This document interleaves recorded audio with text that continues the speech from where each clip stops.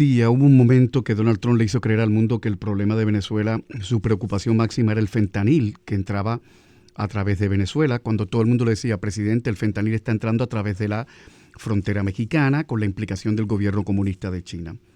Ahora sabemos que el objetivo principal de Trump es el petróleo de Venezuela, no la amenaza del fentanil.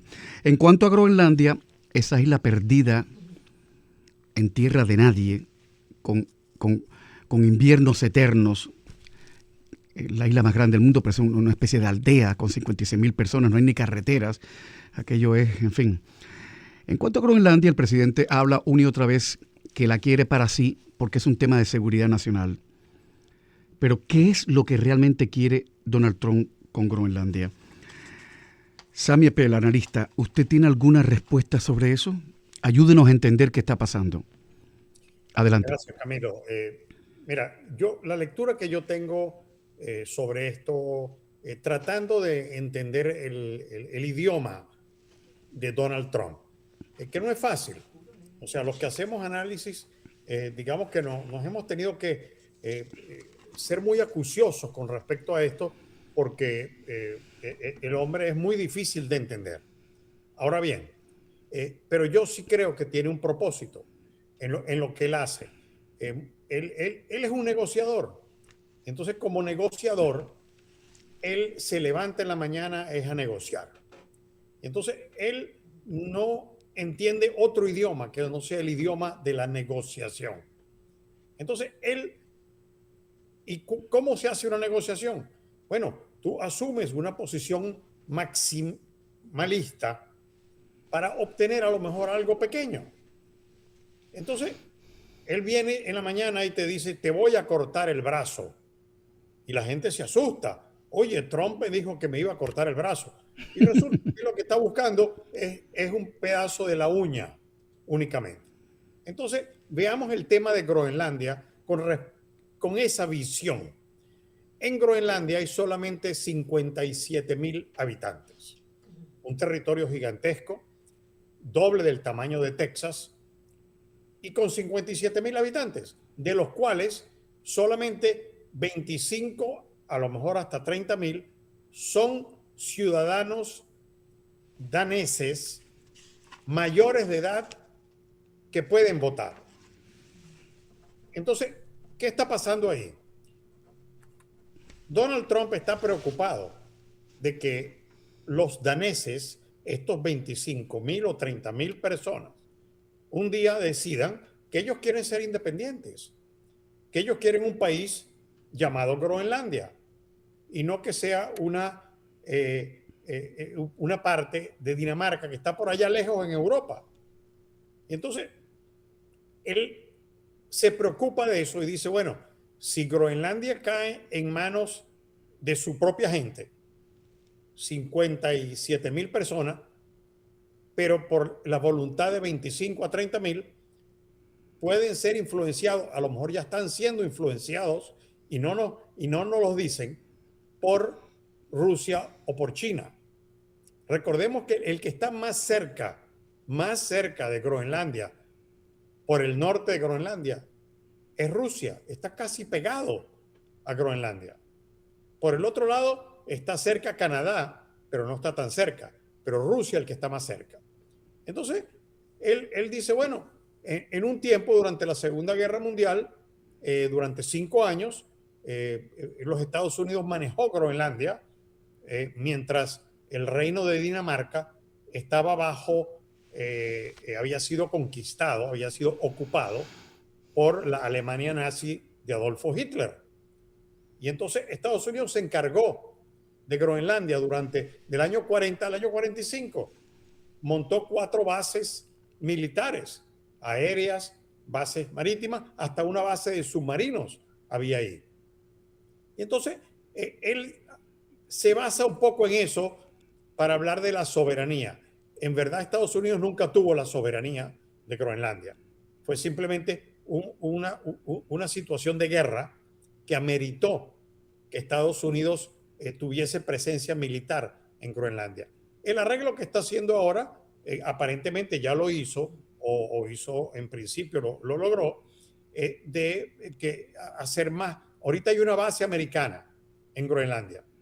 Él posiblemente quiere 3 o 4 bases diferentes allá, pero posiblemente también quiera las riquezas minerales, bueno, que las quiere todo el mundo, pero no han sido explotadas, porque es un sitio muy inhóspito, como tú bien dijiste, es una masa de hielo inmensa, donde a veces el hielo tiene 500 y 600 metros de profundidad, entonces no es fácil trabajar ahí, pero yo creo que eso es lo que él está buscando, evitar que Rusia o China entren en Groenlandia, a lo mejor en algún futuro, porque yo no creo que ese sea un peligro inminente actual. Entonces, esa es mi lectura, Camilo. Yo no sé, tú eres un especialista también en los temas geopolíticos, tú también debes tener una opinión, ¿no? No, lo único que yo entiendo de todo esto, Sammy, es que no acabamos de entender que el mundo está cambiando o ya cambió. Hay un orden mundial que está en manos de los poderosos, de China, de Rusia y de Estados Unidos. Y al resto nos toca pues atender a lo que está pasando y rezar para que no nos afecte. Lo que quiere Trump es lo que quieren los chinos y lo que quieren los rusos. Eso es verdad. Pero también es verdad que Trump tiene una opción más fácil, además de las soluciones diplomáticas que él siempre se ha negado. Hay un tratado entre Estados Unidos y Dinamarca firmado en el año 51, cuando el gobierno de Harry Truman, que otorga a Estados Unidos amplios derechos para reabrir todas sus bases militares. Las bases que se quedaron y que ahora son solares yelmos. O sea, esas bases se pueden abrir con una inversión de dinero que sería mucho más barata que comprar Groenlandia o que pagarle $100,000 a cada persona que vive en Groenlandia. Mi pregunta es, ¿por qué cada vez que los europeos ofrecen soluciones diplomáticas a Trump, el presidente les dice no? ¿Por qué?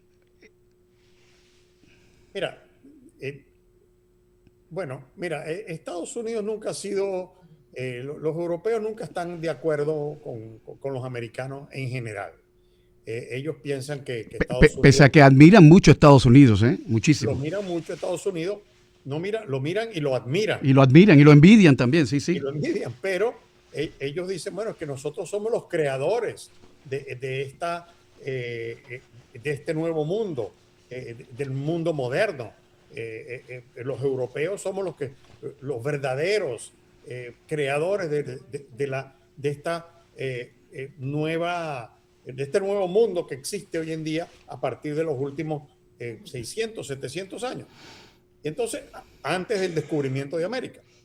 Pero ahora la realidad es otra. El mundo ha cambiado, la geopolítica es totalmente diferente y en Estados Unidos, que siempre había sido un país bastante complaciente con los europeos y con el resto de las potencias, eso se llamaba el buenismo.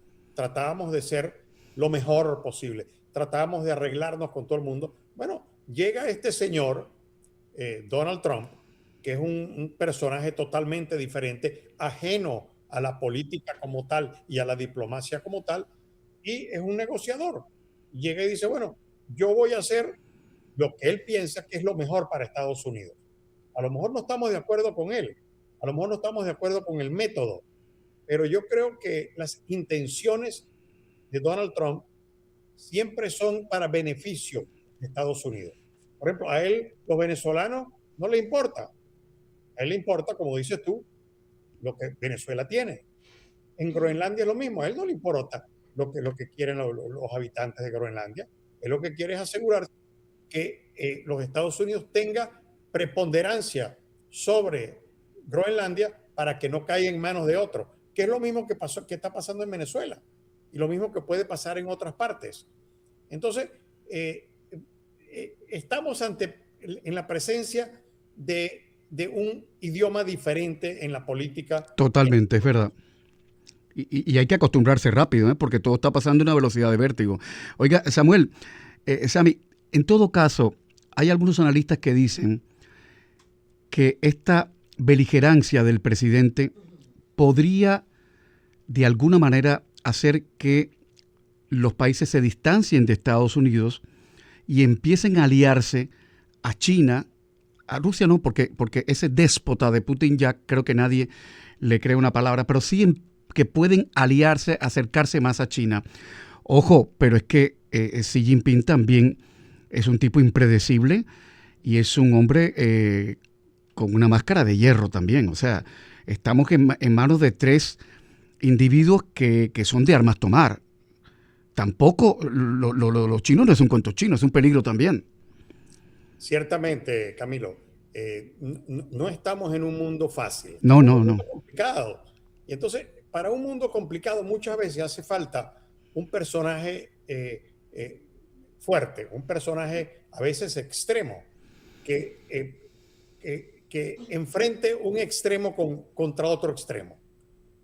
Lo que tú dices, los chinos, bueno, los chinos tienen ambiciones mundiales, pero para que veamos algo interesante, no existe la beligerancia china en el campo, digamos, de las guerras. Uh-huh.